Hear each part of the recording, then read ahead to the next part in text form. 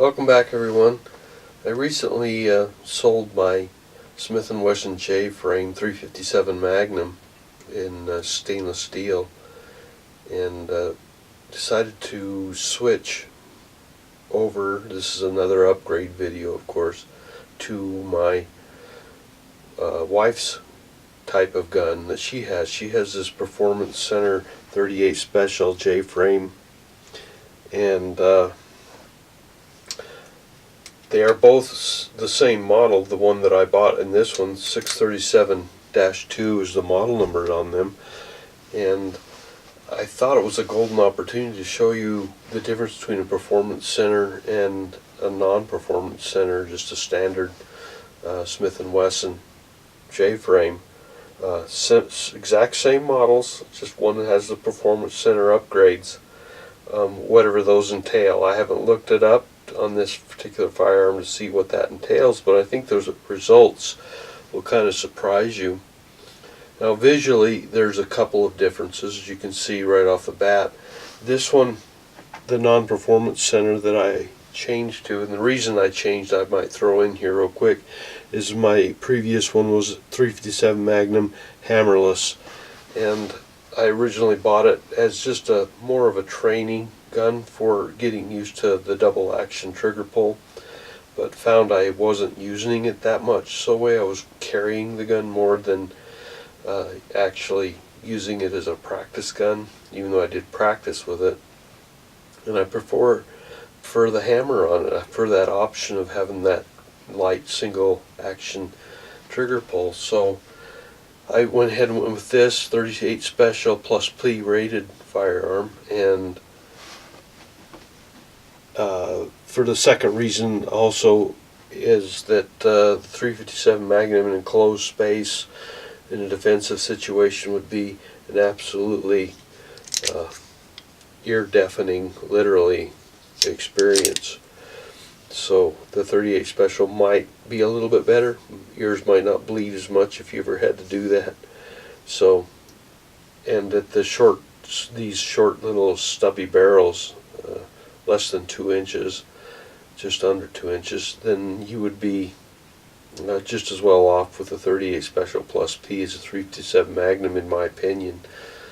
There's going to be very little difference. Of course, opinions vary. Now, everything you see here is my opinion, so keep that in mind. This one does have the Laser Max laser on it. The biggest problem I've had with this gun is finding a holster for it.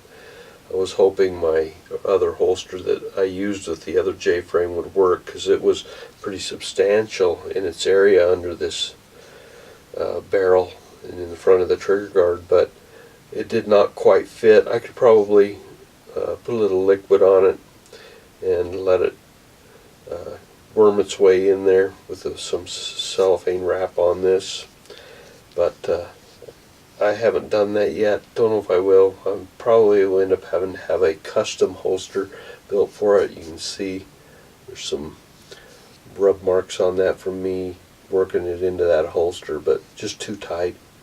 So anyway, we're gonna, what do you get between just a standard and the Performance Center?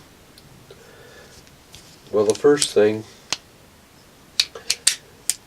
you'll notice, as I said, the grips are different, but I've replaced these grips. They originally came with rubber grips that were very similar in shape, size, and feel of these grips, these wood grips. These came on the Performance Center. I'm certain they are Altamont grips. These are rosewood basket weave. You can order these directly from Altamont if you want to. And these are also Altamont grips. They're the boot style grip that's shortened. Still has this Smith & Wesson logo in it, and these are in walnut rather than rosewood as the others are. My wife happens to use this gun as her carry gun, and she prefers that longer grip. If you carry it in a purse or something like that, that's not going to make that big of a difference. The grip is the hardest part to conceal, and if you're wearing it in your pants or on in a holster rather, then that might be an advantage to having the short grips. But as a purse carry or bedside self-defense gun, having that extra finger length on it is very beneficial to her. The other thing in appearance, of course, you just get the standard roll mark on these. If it shows up at all, there we go. And you get it on both sides. It also has the air weight in it. Other than that, the differences are this side. This Performance Center has no roll mark on this side, no air weight, nothing like that. So quite a bit of difference there. Of course, sights are exactly the same. Everything is pretty much the same, other than the roll marks in appearance.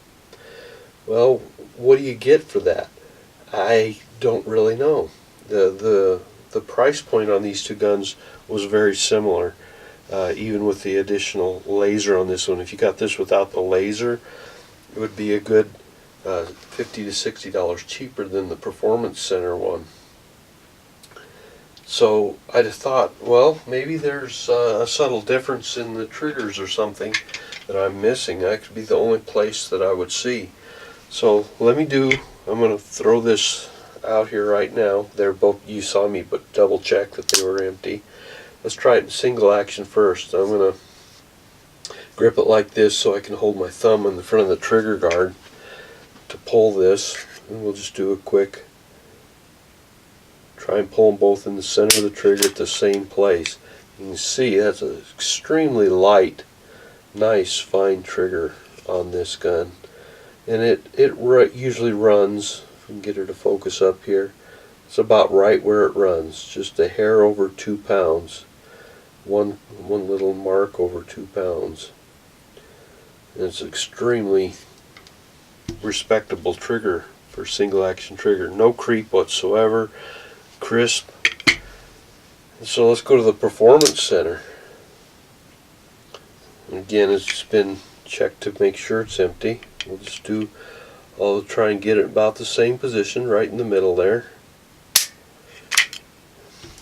It may be a little bit crisper, but not much. Here we are, 1 mark over 2 pounds, identical. So maybe it's the double action trigger pull. Let's find out. Make sure I'm not touching the cylinder, but yet I need to support the gun from its rearward motion, because the trigger pull is substantial. Again, I'm going to go about in the center of the trigger. See if we can get her to... And we are right at 10 pounds on that one, just a hair over. Let's pull it one more time, just to verify that.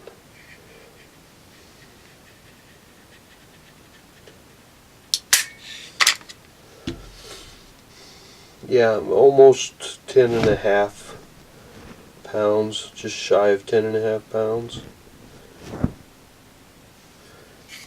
Now let's move to the, now keep in mind that Performance Center gun has been fired quite a bit in practice and been used a lot. This gun has never been fired. This is a brand new gun to me. So let's see what we get. We're zeroed out.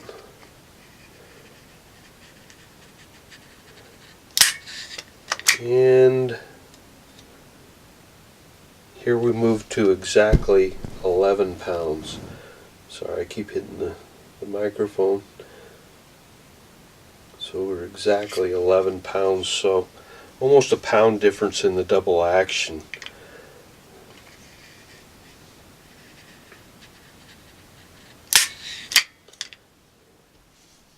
Again, right on 11 pounds. So we're looking at about a half a pound difference between the two. So is that worth the premium of a Performance Center?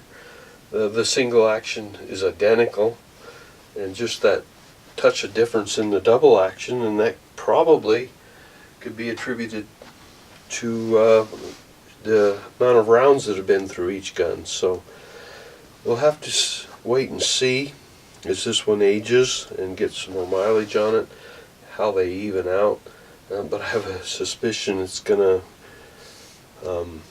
be just as good as this firearm. The one I sold had an Apex trigger kit in it. I had to do that for the double action in order to get it light enough, since that's the only action you get on those. But so your decision on which you would prefer, if the $50 or $60 premium is worth that on a performance center. I personally, I really don't think it probably is.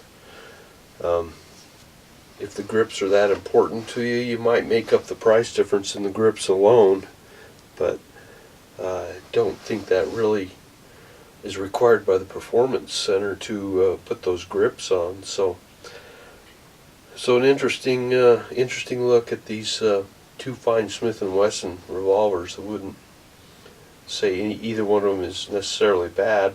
It's just which one you prefer. So interesting look. Thanks for coming along. We'll see you next time.